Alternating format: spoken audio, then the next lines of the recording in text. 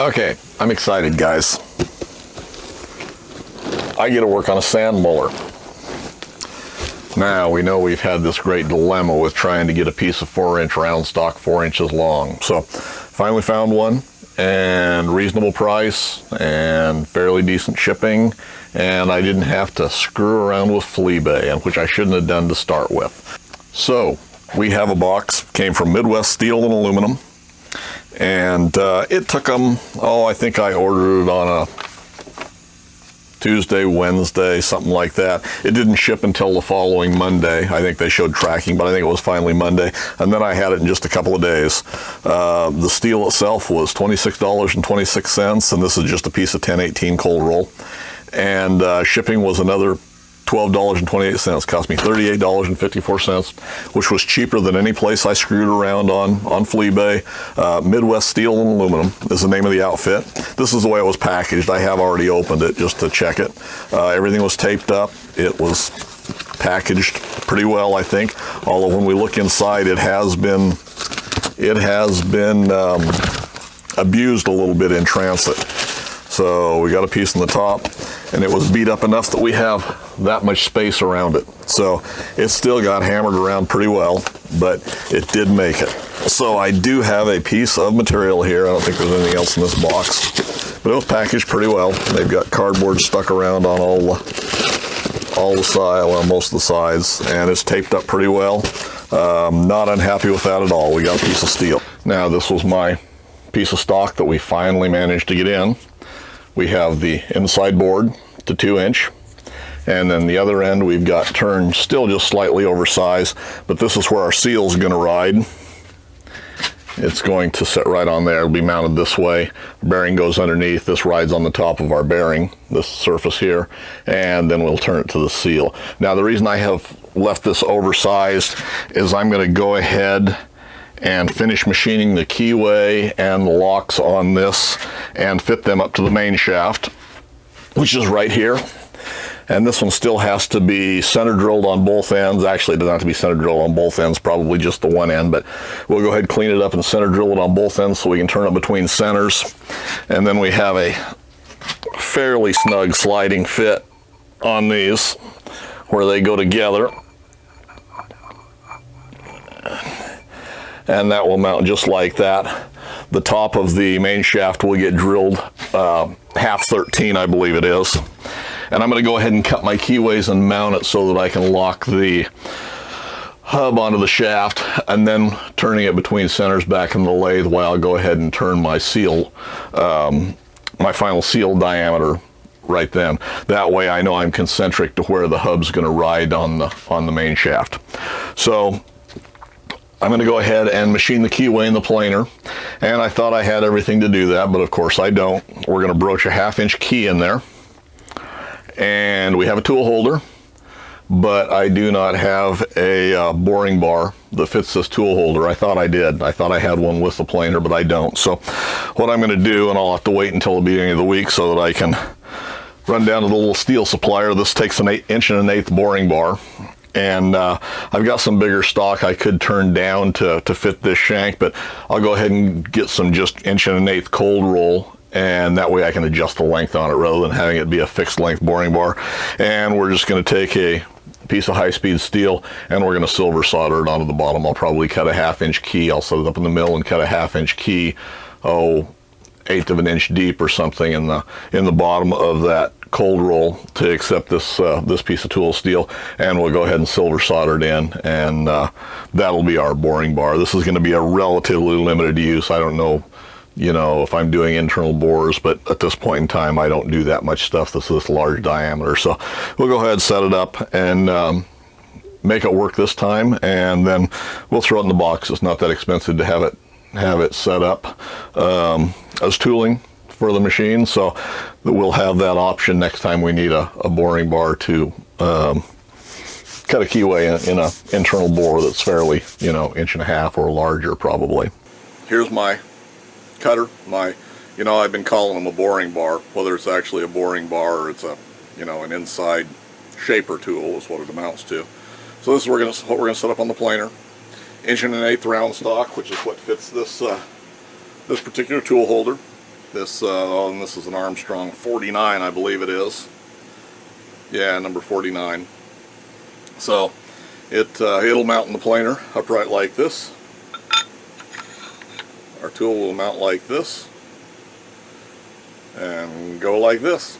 So anyway, what I did is I just took a piece of 1/2-inch tool steel, high-speed steel, and this was a piece of Rex 49, I think. I tend to grab all these little pieces of stuff that I can that I find, because they find they're good for uses like this, and set it down in at a little bit of an angle here in the back.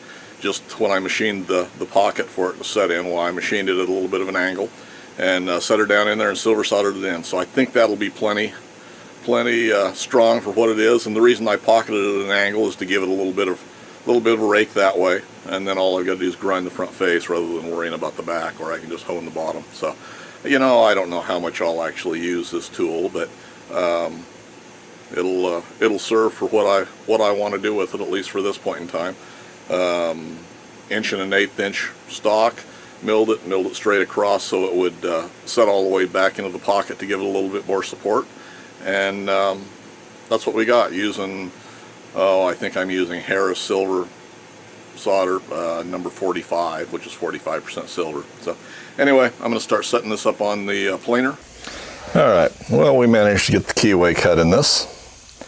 It's not perfect, but it doesn't suck either. So anyway, it went about 2/1000 rather than a full 1/4 inch. I didn't want to break through this bearing surface, and I still got to mount this once I get the main shaft drilled and tapped, and then the keyway cut in it, or the keyway cut in it to match this. We'll get it all bolted up, and I still got to drill and tap it here for my for the lock screws. There'll be 2, probably 3/8, I'm guessing, is what goes in there. I just planed it flat on the top side too, just as a reference surface, to be opposite of what the keyway is, because there's a weldment that goes on there. So we'll continue on with that, and now you're going to see the planer in action. It's I'm kind of stumbling along there, you know. It's need to make some adjustments to it. I've discovered I got quite a bit of little chatter inside my little keyway, and some jumping and bouncing and bucking a little bit on the table, so I need to tighten it up a little bit. It's mainly me not knowing how to run it yet. You know, I think the planer will do a fine job. I know the planer will do a fine job. I knew it was going to be a little bit tedious on this little short piece of material here, but we got it cut in there, so I'm happy with that. And it's always fun to run the planer. So I could have done my setup better. I could have done it differently if I would have mounted the round stock farther back towards the center of the table. It probably would have cut a little bit better. I had it set clear at one end, so I think I probably was a little bit unsupported on the table, clear on the back end of the machine. So I think that allowed it to have a little more movement than it normally would have. But you know, we'll play with it. We'll learn it as we go along, and you know, we'll make some more parts. So anyway, I'm going to go ahead, run the video of the planer. It's running awful slow. You know, I started out in the lowest speed I could run it, and only took it up 1 speed after a while. So it's slow running through there. I'm just going to let it run in real time, I think, and you know, hopefully you find it interesting. It's always cool to watch a shaper run or the planer run, something like that. So hopefully you find it enjoyable. Thanks for sticking around with me. This is a setup. We're going to cut the keyway on the planer here. Now I've already got the hub set up there. I still got to move the tool over and get everything aligned there and centered up, and that's a kind of a no-brainer type thing. I put the big long fence back on because I had it. I knew it was a known straight edge, and I've packed the hub out with about 1.5 inch thick pieces of material. We've got it set on here. We've got a front fence to stop forward movement, and then we've got a standard shaper clamp on this side, which bears just about in the middle. We just added a couple of strap clamps up here to lock it on down, so I don't want it to have any chance of going any place.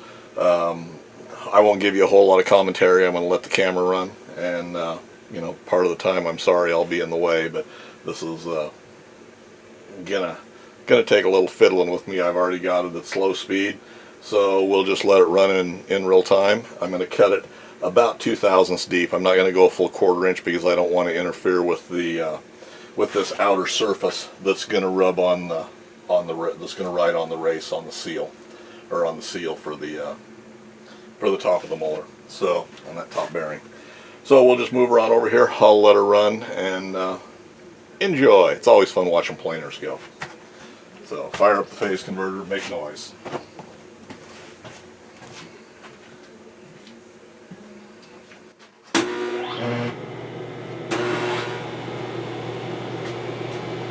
Well, I'm going to show you a little bit of comedy of errors here, and we're just firing up the planer. Now this is my lack of experience and knowledge about this planer so far. I thought I had everything set up pretty well, and you're about to see a little crash here, and this is a clearance issue.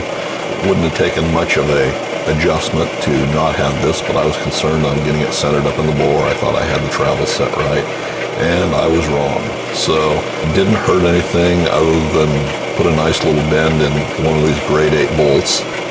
So you're going to see here in just a minute how I could have done things differently. Now, there again, lack of experience with this planer, and when things go wrong, why this planer doesn't stop. You can stall out a small machine, a little belt drive machine, something like that, but this you're not going to stop, and that was proven to me early on when I knocked the wall out about 2 inches on the side of the shop by having the stroke set too long when I first set this into the shop.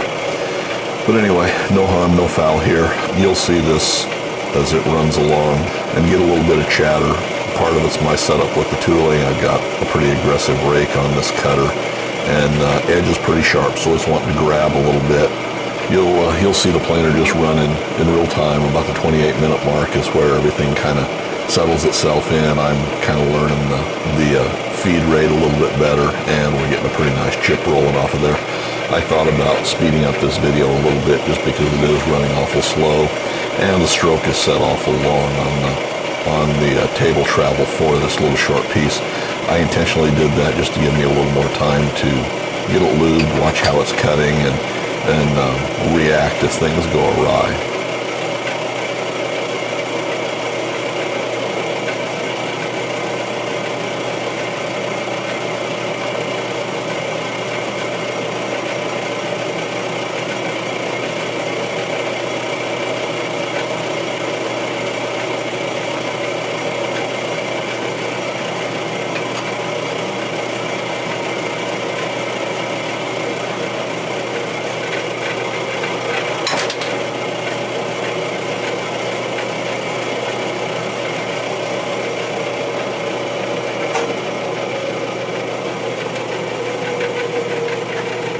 And there's the first problem. Make sure you've got clearances on all your hold downs.